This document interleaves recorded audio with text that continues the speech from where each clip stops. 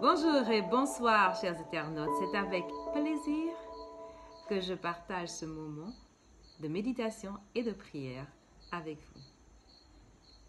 J'aimerais d'abord vous rappeler que ce programme vous est proposé par Espérance TV en partenariat avec l'Institut de la Voix de l'Espérance de la Fédération adventiste du 7e jour de la Martinique. Eh bien, alors que nous sommes à notre 8e semaine, qui est en fait notre 56e jour sur nos 100 jours de prière, j'aimerais vous encourager à rester prudent.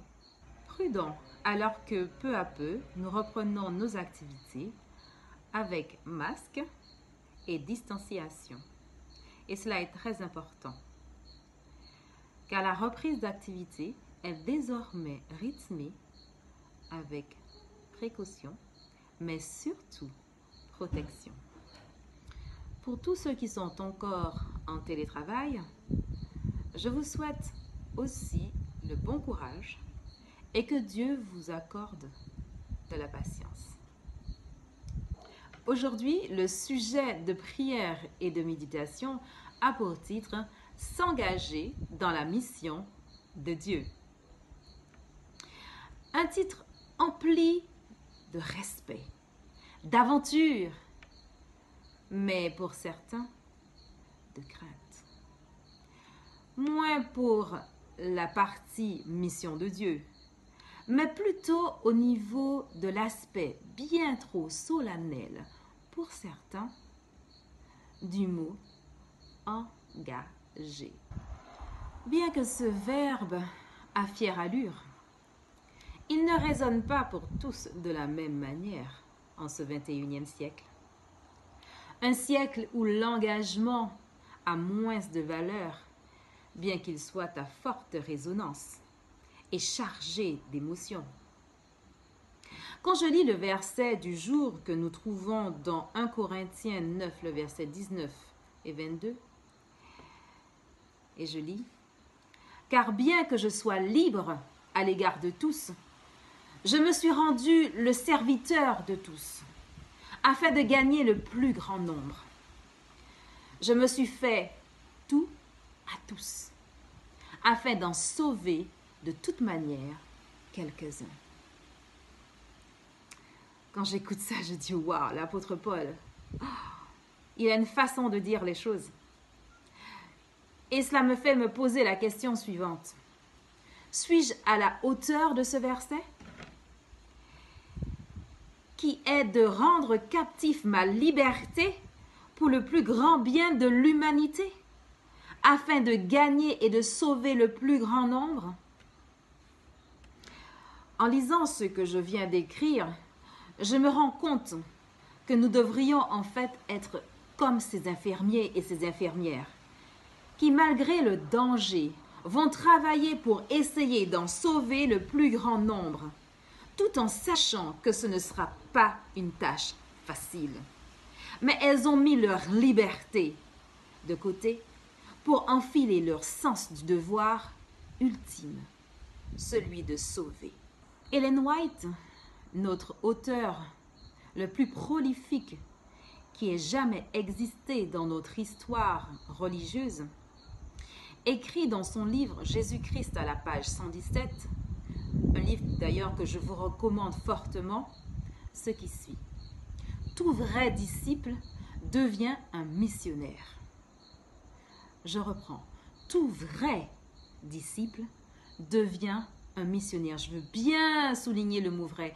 Tout vrai disciple devient un missionnaire. Ça voudrait dire que si vous vous considérez comme missionnaire, ça voudrait dire que vous êtes vrai, n'est-ce pas? Tout vrai disciple devient un missionnaire. Mais à quel moment? Dès son entrée dans le royaume de Dieu. Et je reprends cela. Tout vrai disciple devient missionnaire. Dès son entrée dans le royaume de Dieu. Cette phrase forte de sens me pousse à la réflexion suivante. Le travail missionnaire, d'évangélisation, Est-il réservé seulement aux pasteurs et aux évangélistes formés? En fait, si chaque croyant, dans le cœur duquel Jésus habite par l'Esprit, est appelé à briller dans ce monde par des paroles de vérité et des actes d'amour, alors le travail missionnaire et l'évangélisation est une œuvre divine qui nous concerne tous. Alors, je vous propose de demander au Christ de vous montrer aujourd'hui qui est votre champ de mission et où est votre champ de mission. Bon, alors, bien sûr, vous savez que tout le monde a une sphère d'influence, n'est-ce pas? Et lorsque j'entends par sphère d'influence, je parle de votre famille, vos collègues, vos voisins, là où vous promenez généralement, tous ces endroits sont vos sphères d'influence. Alors, vous devez savoir que sans véritable passion, sans véritable compassion pour les âmes perdues, sans véritable empathie pour l'être humain, qui d'ailleurs est créé à l'image de Dieu. Il y a certains qui tentent d'oublier que ceux qui sont en face d'eux sont créés à l'image de Dieu. Il vous sera impossible d'avoir le courage de partager une foi remplie d'amour. Il vous sera impossible de partager une foi remplie d'amour avec les personnes dans votre sphère d'influence. Ce n'est pas possible. S'il n'y a pas d'empathie, s'il n'y a pas de compassion pour cette cause, mais aussi pour les âmes perdues, c'est peine perdue. Ainsi, il est impossible de s'engager réellement envers Dieu pour une mission aussi importante sans avoir l'amour des âmes. Alors, je vous invite à plaider avec Dieu dans ce sens. Alors, nous avons aussi une nouvelle intéressante de l'équipe de jeunes qui sont dans un programme appelé Une année en mission à Guwahati, en Inde. Et ils ont pu atteindre des centaines d'hindous avec le message de santé juste avant la crise du Covid-19. Eh bien, nous espérons que ces messages leur ont été profitables. En regardant en arrière, le programme des 100 jours de prière ont déjà fait beaucoup de bien. Et c'est ce que la famille Makuba voudrait partager avec nous aujourd'hui. Et je serai leur interprète. Et elle dit ce qui suit. En tant que famille, les 100 jours de prière ont été une bonne expérience pour nous. Bien que la situation autour de nous semble craintive, nous faisons de cette occasion une opportunité de nous réengager envers Jésus en suivant sérieusement le programme des 100 jours de prière. Amen. Ce sont de bonnes nouvelles, n'est-ce pas, qui introduisent parfaitement notre moment de prière. Alors, nous aurons 5 requêtes de prière et je vais les lire. D'accord? Prions pour nous d'abord, afin que la mission de Dieu soit claire, là où nous nous trouvons en ce moment. Prions pour que Dieu nous aide à être fidèles, en partageant Christ par nos paroles, nos actions, notre conduite avec les gens autour de nous.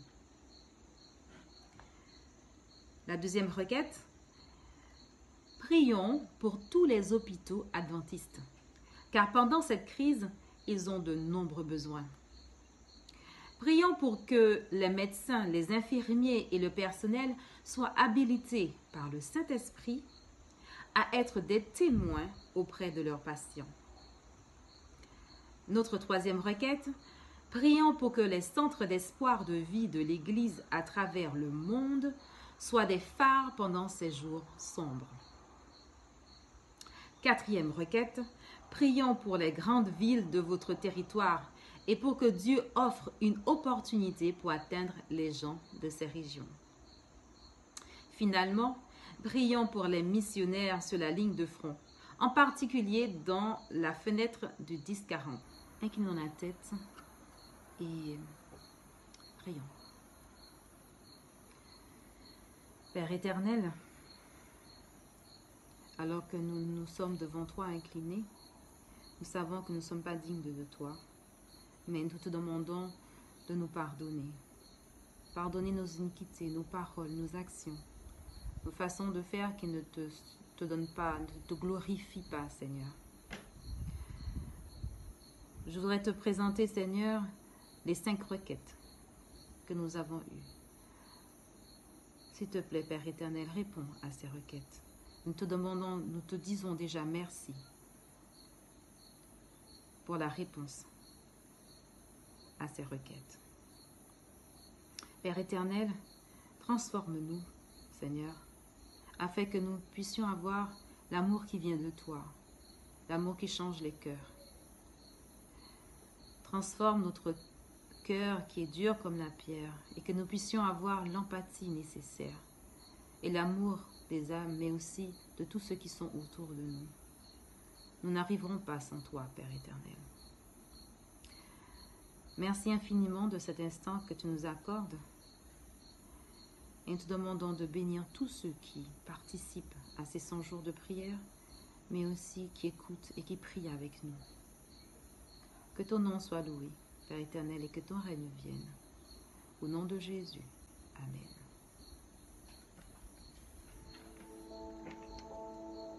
Alors nous vous donnons rendez-vous à demain pour une prochaine vidéo. Que Dieu soit avec vous.